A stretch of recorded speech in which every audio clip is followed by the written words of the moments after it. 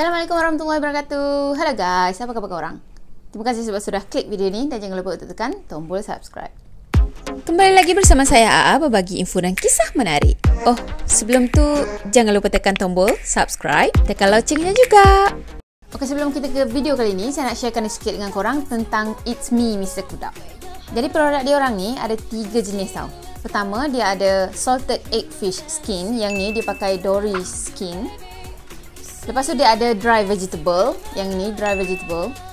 Jadi dry vegetable ni dia orang campur-campur tau. Dia ada ubi, ada kacang panjang, ada brokoli, ada bendi, ada shiitake mushroom. Banyak lagi dalam ni. Dia semua campur-campur dalam tau.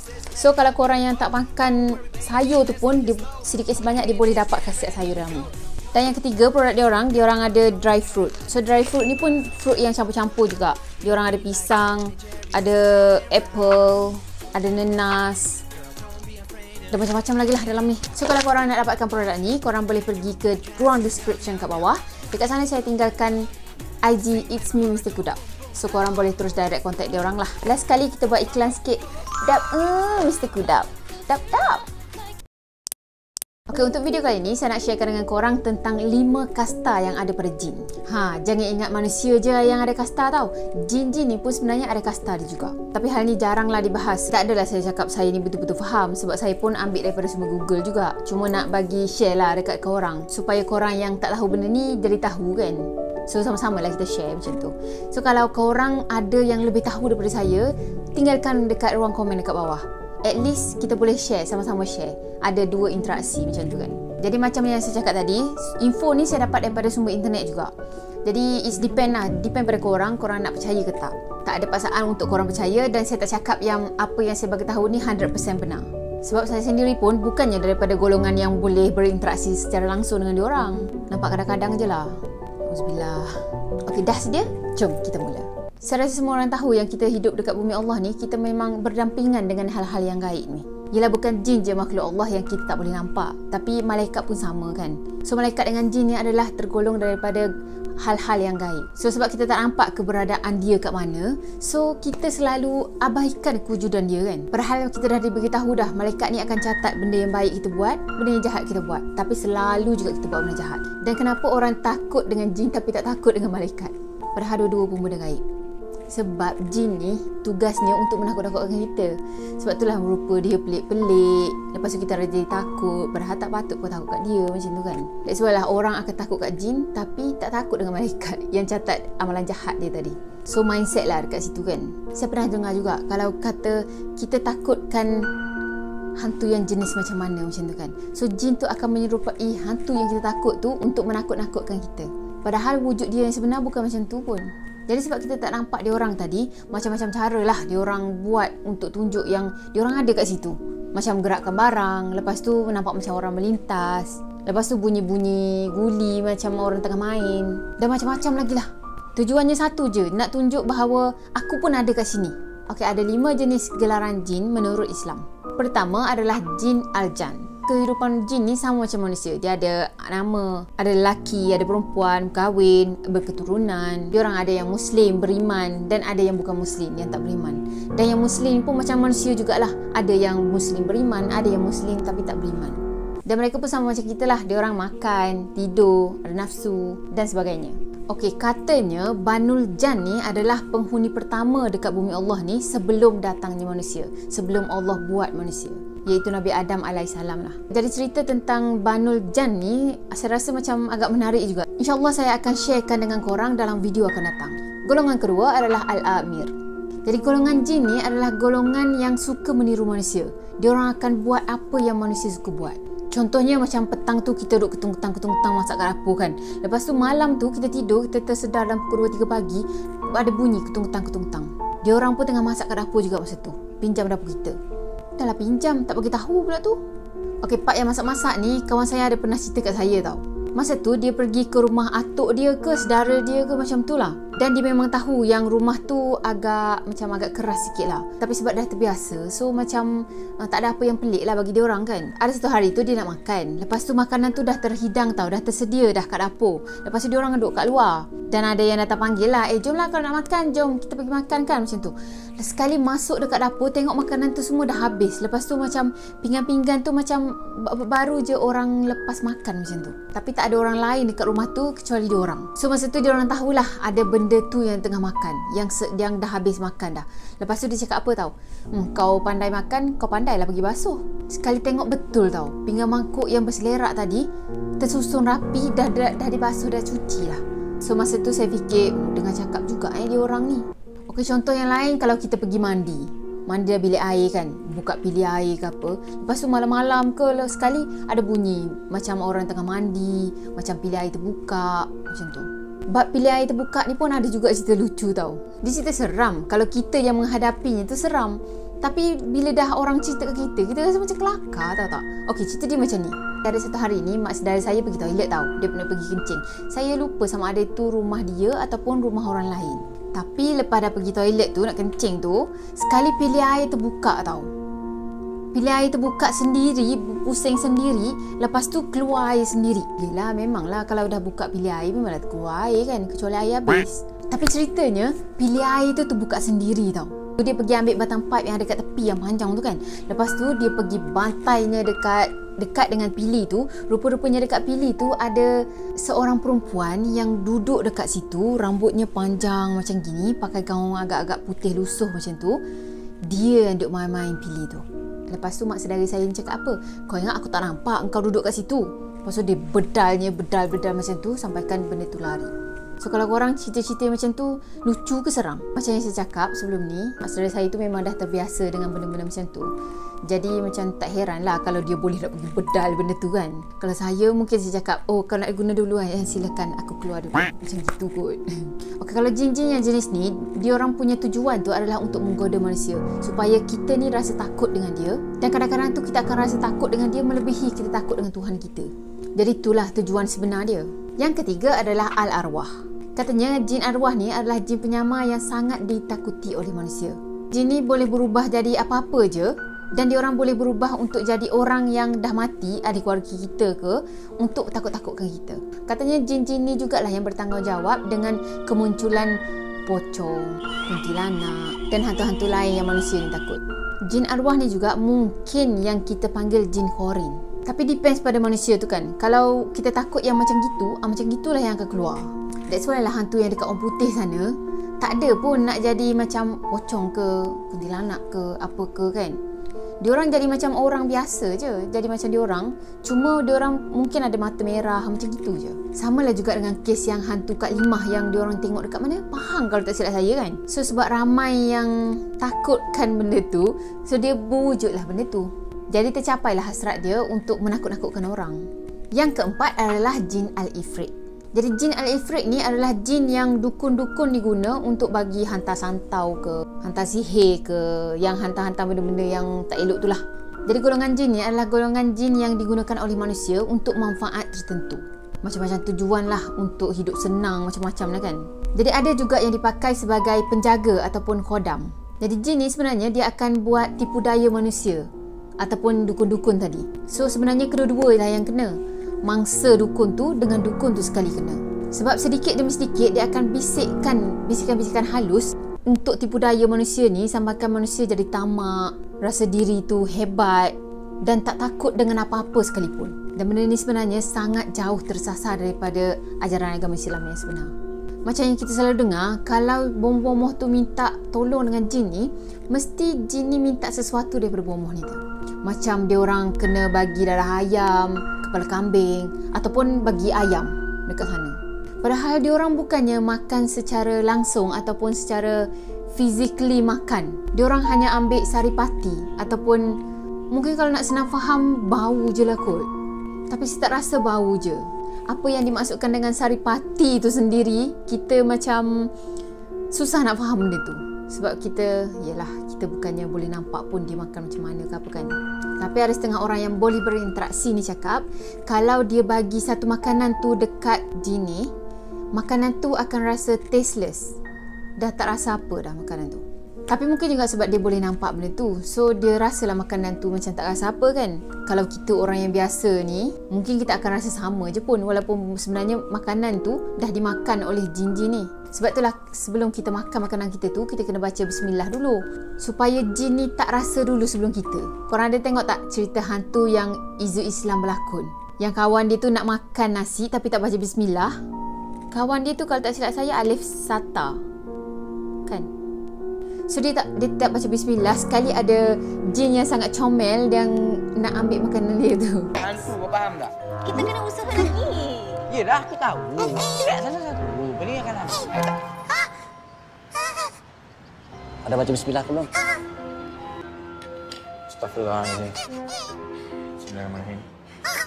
Allahumma barik lana fi ma razaqtana.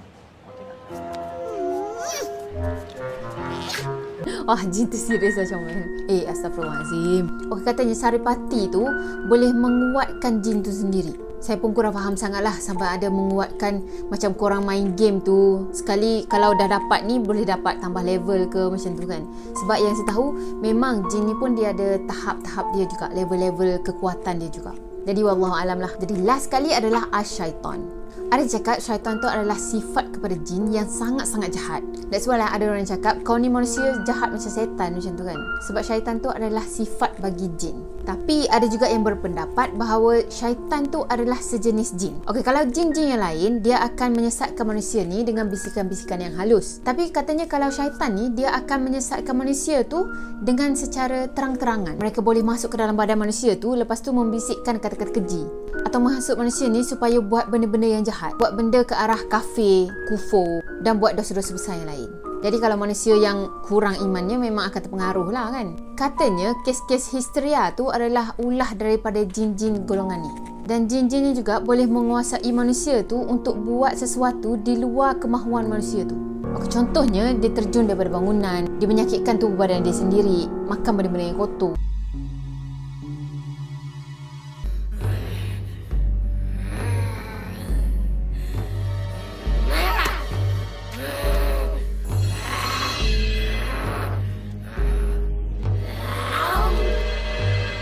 Dan macam-macam lagi lah.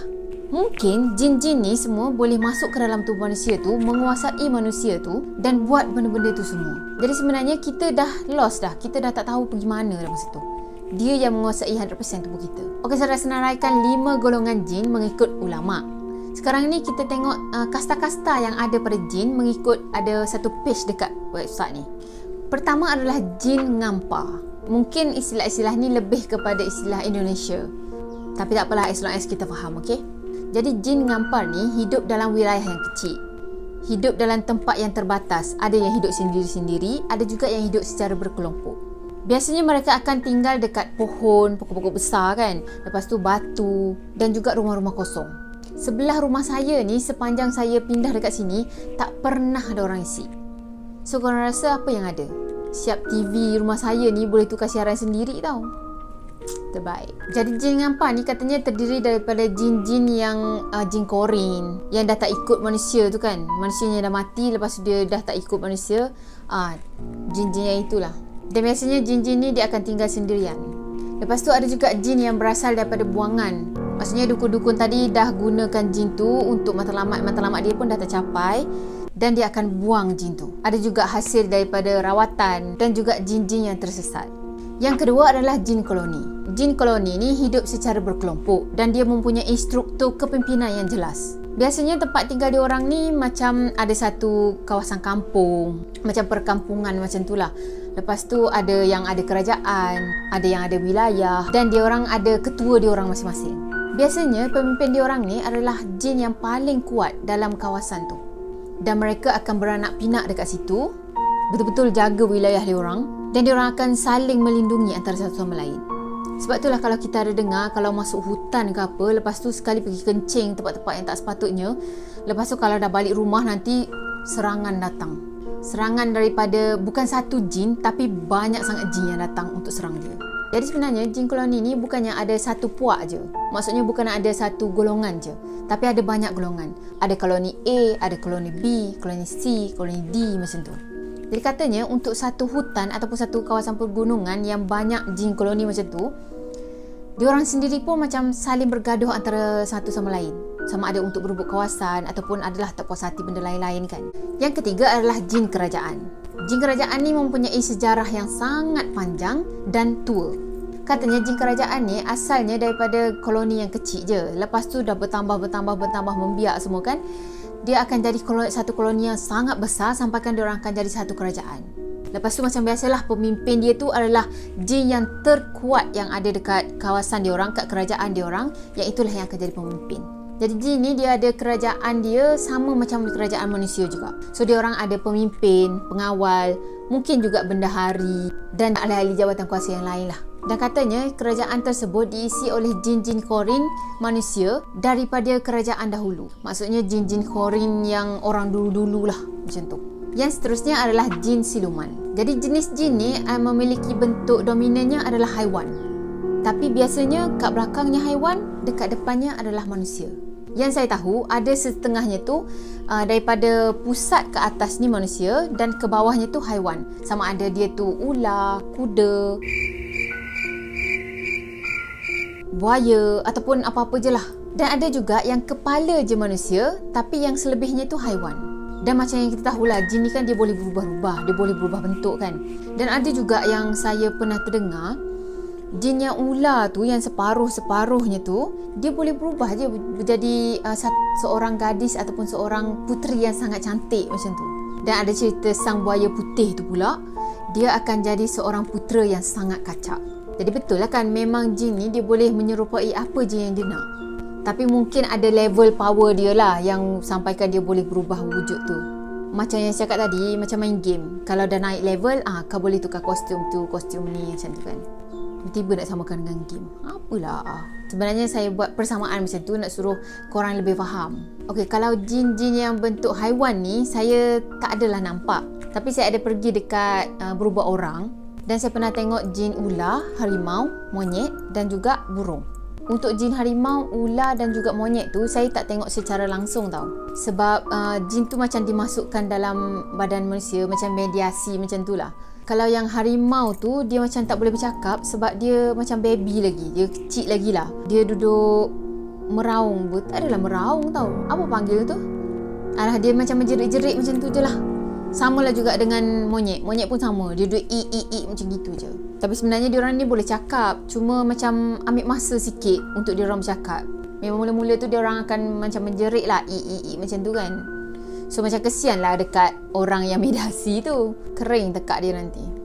Tapi untuk yang burung ni, miraculously ada yang tangkap dia masuk ke dalam botol tau. Dan orang tu cakap, suruh tengok dalam botol ni apa yang kau nampak macam tu. Masa tu saya dengan adalah beberapa orang lagi tengoklah dalam botol tu kan ada apa kan.